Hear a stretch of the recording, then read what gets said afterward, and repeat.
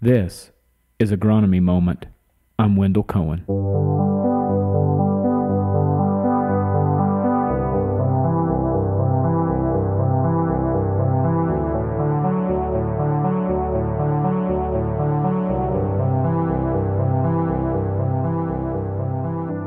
Good day to everybody. This here is our next podcast in Season 1, Episode 3. And we're going to touch a little bit on our World of Soy series again. Last time we, as you may remember, we touched on soybeans and planting dates as well as their relative maturities and that comparison. This time we're going to jump a little bit more into getting a little closer into that planting season, where we're going to be talking about a few other aspects of soybean planting as it relates to like maybe planting depth and things like that. So we're going to dive right into this and get started here with our episode 3. So Scott, thanks for joining me here today. You're welcome. Scott Dickey here, our agronomist here, is with us, and I'm going to just dive right into this planting depth issue. Soybeans and planting depth, what's your take on that? There's different depths that people plant at. You know, we get a lot of guys that seem to chase depth based on moisture, and that makes a lot of sense. And you know, one of the things we try to focus on with soybeans is similar to corn, is making sure we're planting at an adequate depth, because one of the primary functions of having an adequate depth of, say, somewhere near 1.5 inches is it helps establish soybean root mass at a depth that kind of puts the root mass development in a position in the soil where we have better soil temperatures that allow for more efficient nodulation and nitrogen fixation of those soybean plants. If we plant too shallowly, the root mass will be a little higher up into the soil, and it gets a little warmer, and things aren't quite as effective there as if we would be planting 1.5 inches to even up to 2 inches with some of the soybean seeding depths. What's your take though on situations where we're going to try to beat the rain and there's plenty of moisture and we're wanting that to pop right up? Like just talk a little bit about that, some of the back and forth on that. Well, you know, we obviously have to think about crusting, things like that, particularly in tilled situations. But I think if we focused on it a little bit more like we do with corn, you know, we don't mess with corn depth too much. You know, sometimes we'll go a little deeper if we need to, sometimes shallow it up. But again, we're targeting that 2-inch range on corn. I think the same with soybeans. If we target that 1.5 to 1.75 inch range primarily, most of the time we're rarely going to see an issue with emergence.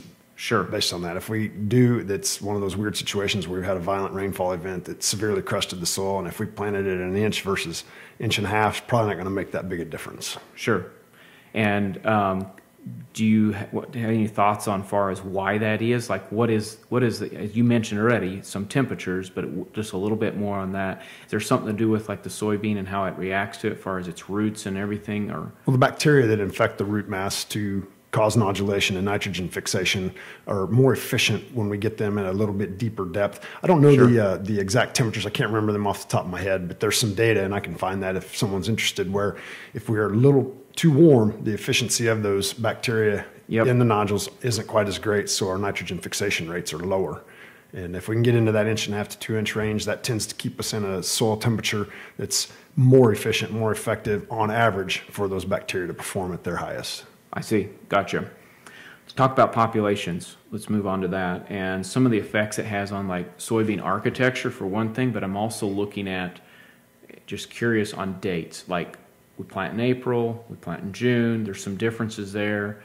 And then what happens if we would plant at, let's say, 150,000 typically in June, but let's say we're going to plant and decide, hey, let's do 100 acres now here in April sometime, and we're going to plant 150,000 now. What's your take on pops? You know, when we think about soybean architecture, planting population probably drives that plant architecture about as much as anything. Obviously, there's genetic drivers. Some beans are bushier and some are thinner and taller. But when we think about population and its impact on how a soybean plant grows, the higher the population tends to drive more height and thin the stems. That's due to competition within the population of that field.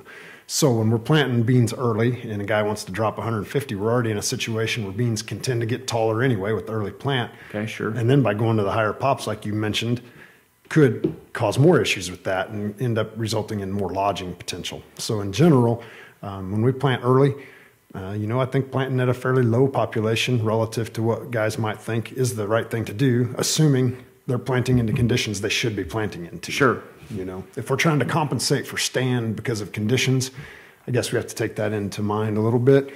But if we're planting here in mid-April, say next week, sure, it'd probably be better if a guy was in the 120, 130 something range versus 150.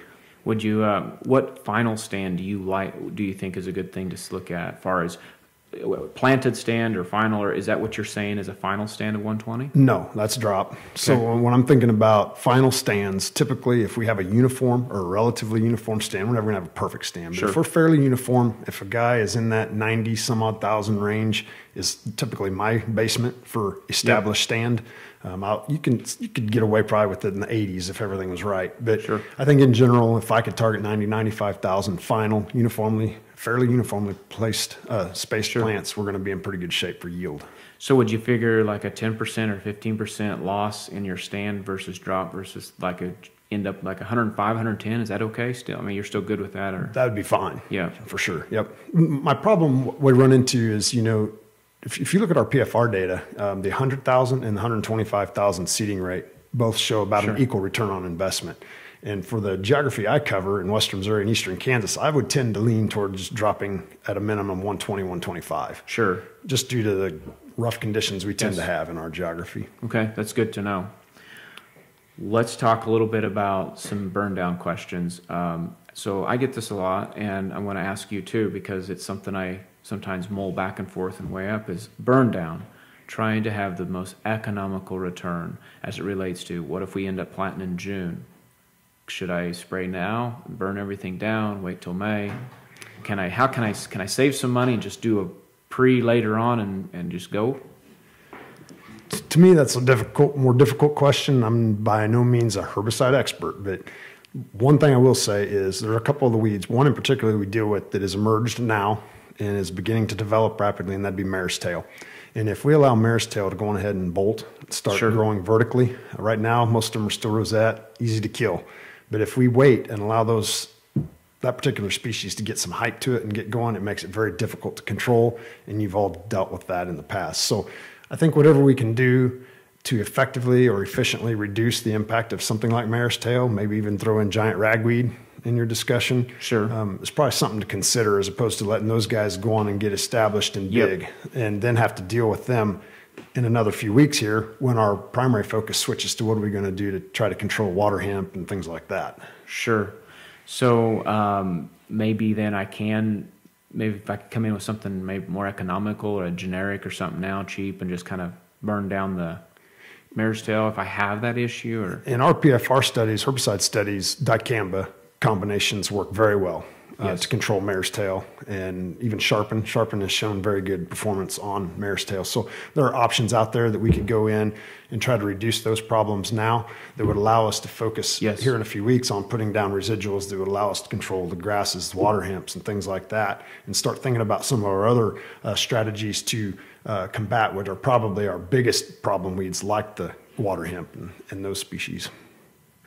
All right, so now talking a little bit more on the burn down options and the different herbicides.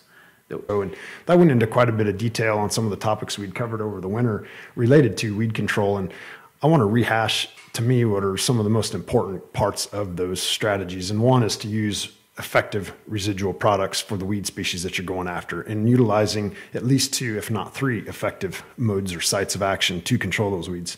So for most of us, things like water hemp would be a big one. So if we're going out with a pre-product that only has 1 effective site of action for water hemp, we're not doing the best for our acres. Sure. And so again, focusing on utilizing a pre-plant application that gives us at least 2 modes of action to control water hemp, that is going to set us up for the potential to keep those weeds from maybe not even emerging before we hit crop canopy, or if that doesn't appear is going to be reasonable, to come back in at 24, 21, 25 days after that first residual and put a second residual product down that is effective on water hemp, and that will ensure that we get into a situation where the soybean canopy is developed, and that will significantly reduce the impact of our primary weed, water hemp. So are you saying then like that first 2 or 3 sites of action that we're putting down as a pre-emerge, like do that as close to plant as possible, or what are you saying? Yeah, there? very, very near planting, I think is a good way to position that. Yep. Perfect. And when we look at, so you're saying we might be able to get by with 2 passes, maybe even 1? I think a person should consider the history on a particular farm. We all know we have a farm where weeds can be a disaster year in and year out. And I think that would be a primary target for a situation where a guy may go in with an initial residual product and then have a planned in-crop residual with their post-application to help ensure that they don't have massive problems. Because some of those fields where we have a carpet of water hemp here in about a month from now, or a little less, those are the ones we really got to watch to make sure that those populations don't become established and get some height to them in a rain event to make it difficult for your dicamba or your 2,4-D or your Liberty programs to be able to control them as effectively. Yes. So if we can keep those from establishing, that allows us a lot more flexibility in our in-crop applications to have a successful program. Gotcha. Here's a question I have off the top of the cuff, just as an extra here to think about and had a question on. Is there anything from a fertility standpoint on soybeans that you might think about now? Like sometimes Beck's last year mentioned sulfur late in the season, but just talking about now, early in the spring, as long as we got our P&K, or what's your take on fertilizer? Soybeans are just as in need of sulfur as what corn would be. And so if a guy knows he's short on sulfur, it would make sense to come in near planting and put on some ammonium sulfate or something like that to supply some sulfur to the crop. Of course, we can come in crop and do some of that as well. I've seen studies in the past where in crop applications of sulfur can work too. But I think now would be an adequate time to get that on very near planting. The earlier we do it, we run a higher risk of it leaching away before crops utilize it. Yes. But if we can apply it near planting, that would be an effective time to put something like sulfur down, and making sure that your potassium levels are very good for soybean, because obviously that's one of the primary drivers of soybean yield is potassium. Okay. So. And back on that sulfur just a little bit, like AMS, dry AMS or something like that with the spinner, and how many pounds?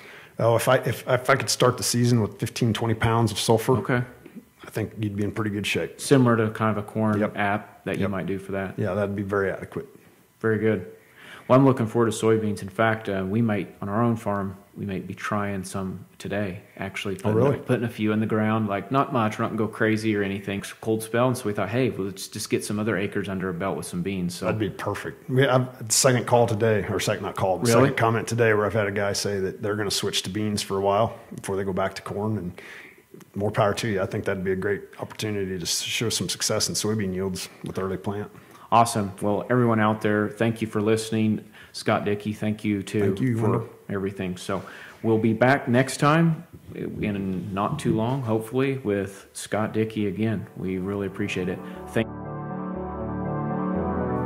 This is Agronomy Moment. Hey, this is Wendell Cohen, show host and producer. If you need help with your operation, go to topagservices.com/signups to receive alerts. Thank you to all those who made this show possible. This show is over. See ya.